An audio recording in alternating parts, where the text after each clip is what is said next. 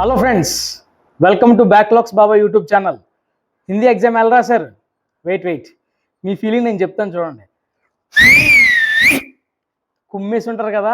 Okay, మనం ఏదైతే video చేసామో యాజ్ ఇట్ ఈజ్ మొత్తం అన్ని కూడా దిగిపోయి బిట్స్తో సహా. ఓకేనా? అయితే చాలామంది 24 క్వశ్చన్స్ మీరు 4 మార్క్స్ పెట్టారు సార్, కానీ చాలా ఎక్కువైపోయి మీరు కొంచెం తగ్గించండి అని చెప్తే నేను సగం తీసి మళ్ళీ ఇంపార్టెంట్ క్వశ్చన్స్ మీకు చేశాను. అందులోంచి 6 క్వశ్చన్స్, అంటే మనం ఎన్నైతే 4 మార్క్స్ అటెంప్ట్ చేయాలో అన్ని మార్క్స్ కూడా వచ్చాయి. అలాగే 24 క్వశ్చన్ నుంచి కూడా 8 కూడా వచ్చాయి. అలాగే కబీర్ చదువుకోమని చెప్పాను, మైథిలి శరణ్ గుప్తా చదువుకోమని చెప్పాను, చాయిస్తో సహా వచ్చాయి. తర్వాత చుట్టి పత్ర చదువుకోమని చెప్పాను, చుట్టి పత్ర వచ్చింది. పద్ద క్వశ్చన్ అది వచ్చింది. తర్వాత బడే బాయి ఆ క్వశ్చన్ వచ్చింది. ఇక నిబంధనలకు వెళ్ళిపోతే పర్యావరణ और प्रदूषण, కంప్యూటర్, త్యోహార్, ప్రియ త్యోహార్ 3 చదువుకోమని చెప్పాను, అందులో 2 వచ్చాయి. ఒక్కడ కాదు, ఇంకా అన్ని కూడా మనం చెప్పిన వీడియోస్లోంచి వచ్చాయి. ఓకేనా? కాబట్టి ఇప్పటికైనా బ్యాక్లాగ్స్ బాబాయ్ యూట్యూబ్ ఛానల్ని ఇంకా ఎవరైనా ట్రస్ట్ చేయకుండా ఉంటే దయచేసి ట్రస్ట్ చేయండి. మనం చెప్పే క్వశ్చన్స్ అన్ని కూడా జాగ్రత్తగా చదువుకోండి, మీకు ఎగ్జామినేషన్లో మంచి సక్సెస్ వస్తుంది. ఓకేనా? వీడియోని ఎవరైనా లైక్ చేయకుండా ఉంటే కనుక లైక్ చేయండి, సబ్స్క్రైబ్ చేయండి. మన ఫ్రెండ్స్ అందరూ కూడా ఎవరైతే ఉన్నారో అందరూ కూడా షేర్ చేయండి. ఒకసారి బిట్స్ కీ చూసేద్దాం. ఫస్ట్ బిట్ తత్సం రాయమంటున్నాడు, రాత్రి యొక్క తత్సం రాయమంటున్నాడు. రాత్రి యొక్క తత్సం ఏంటంటే కనుక రాత్రి. రాత్రి యొక్క తత్సం రాత్రి. తర్వాత క్రియ ఫైండ్ అవుట్ చేయాలి. కవినే భావపూర్ణ గీత్ గాయే, దాంట్లో గాయే అనేది క్రియ. చాలా మంది ఘాతి అని రాశారట, సారీ గీత్ అని రాశారట, అది తప్పు. గీత్ కాదు, అందులో క్రియ. గాయే అనేది క్రియ. ఓకే, మూడవది 1964 అంటే 1964 ఆన్సర్, 1964.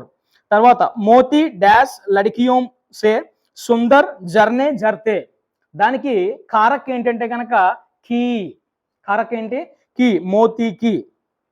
నెక్స్ట్ శుభశ్యామ్ అనేది ఏ సమాసం? ద్వంద్వ సమాసం. శుభశ్యామ్ ఏ సమాసం? ద్వంద్వ సమాసం. తర్వాత నెక్స్ట్ బిట్ యువావత్స అనేది విడదీసి రాయమన్నాడు. యువా ప్లస్ అవత్స, యువా ప్లస్ అవత్స. ఓకే, ఇది కరెక్ట్ ఆన్సర్. తర్వాత పాణి అనేది పర్యాయవాచి శబ్దం రాయమంటున్నాడు, దానికి నీర్ అనేది కరెక్ట్ ఆన్సర్. తర్వాత బేసుద్ అనే దానికి ఉపసర్గ బే. తర్వాత 9th వన్ వచ్చేసి స్వతంత్రత, అందులో ప్రత్యయ వచ్చేసి తా. ఇక 10th క్వశ్చన్ వే మరాఠీకే లేఖక్ థే, దీన్ని లింగ రూప రాయమంటున్నాడు. సో అది ఏ కరెక్ట్ ఆన్సర్. వే మరాఠీకి లేఖికా థీమ్. ఓకేనా? అది correct answer. Next 11th one అంగ్రేజ్ వ్యాపారికే భేష్ మే ఆయేంగే, దీనికి భూతకాలంలో రాయమంటున్నాడు. భూతకాలం అంటే చెప్పాను, తా తే తి. ఇదిగో ఇది correct answer, B. Next 12th one Gauri విద్యాలయ్ జాతి హో.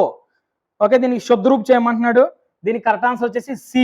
ఓకే, గౌరీ విద్యాలయ్ జాతి హై, ఇది కరెక్ట్ ఆన్సర్. సో ఒకసారి బిట్స్ చూసుకోండి.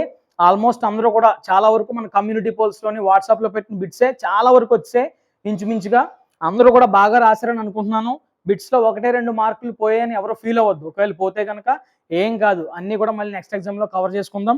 ఆల్రెడీ ఇంగ్లీష్ వీడియో నేను చేసేసాను, మీకు అరౌండ్ 3 కానీ 3:30 కానీ వీడియో వస్తుంది. రెడీగా ఉండండి, నేను ఏం చెప్పానో జాగ్రత్తగా పాటించండి. ఓకేనా? All the best. సక్సెస్ని సెలబ్రేట్ చేసుకోండి కాసేపు. ఓకే, హిందీ బాగా రాశారు కదా, జస్ట్ రిలాక్స్ అయ్యి ఇంగ్లీష్ స్టార్ట్ చేయండి. All the best, take care.